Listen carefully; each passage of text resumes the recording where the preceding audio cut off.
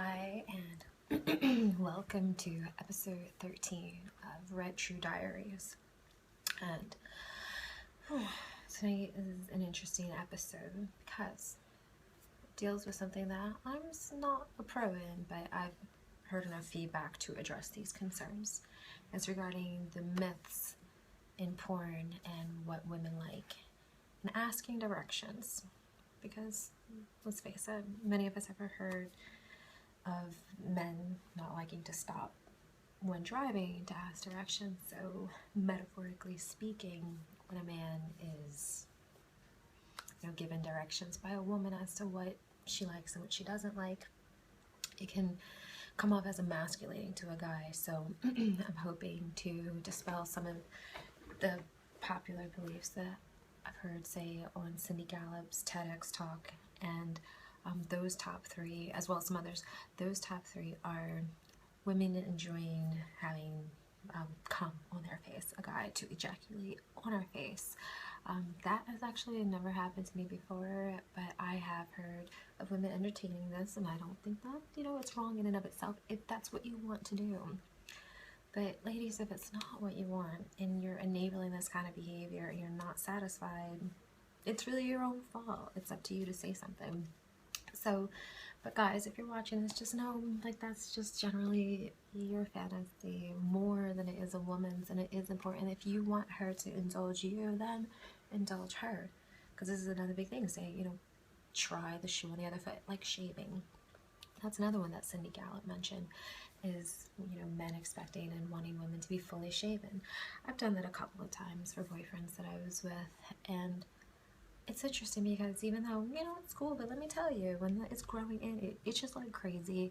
You're more likely to get ingrown hairs, which are painful, and just causing some type of irritation. That's more of a luxury than a standard. So guys, if your lady's doing that for your ladies, if you're doing that for your guy, I hope it's something that you really want to do. I know some people say it makes them feel, more soft or softer, or say more fresh.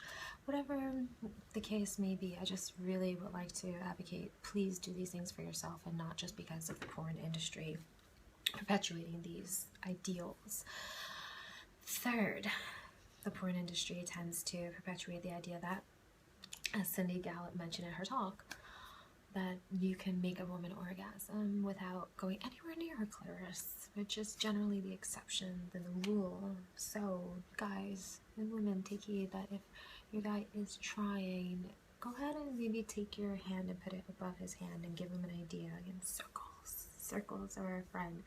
Give him an idea of where to touch you, or do certain things to say help slow him down, so that you can be more present and more intimate, because it is just more the exception than the norm. I know there's always exceptions, but for guys to just rush and go too fast. Most women that I know are doing a lot. Even though, like myself, I enjoy sex, but it's only with certain lovers that I will, in certain times, that I'll bother to, say, encourage my neck being kissed more, or to slow down and, really have my breast kissed and my arms touched, and then too, it depends on what I want.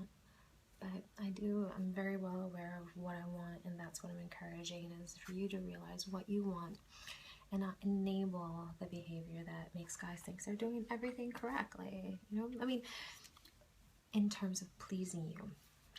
And one story I want to share, and I'm talking softly because I'm in a place that's more quiet, and the personal story I've been wanting to share is when I was 19 years old. I remember for my birthday, I turned 20 that year, and I had a lover who was half Greek, half Jewish, and I do like foreign men, so there's a reverence and appreciation, and also a strength that comes in the vulnerability that they seem to be more comfortable sharing than your average American man. So this guy, for my birthday, he woke me up to oral sex, and after having one of few orgasms that I had with another person at that point, met one other boyfriend who was really into pleasing me and did a great job. But this guy, he was more my lover. We were monogamous, but say, more serious. But he took his lovemaking skills very seriously. And I remember afterward him asking me, so is there anything else that I can do for you?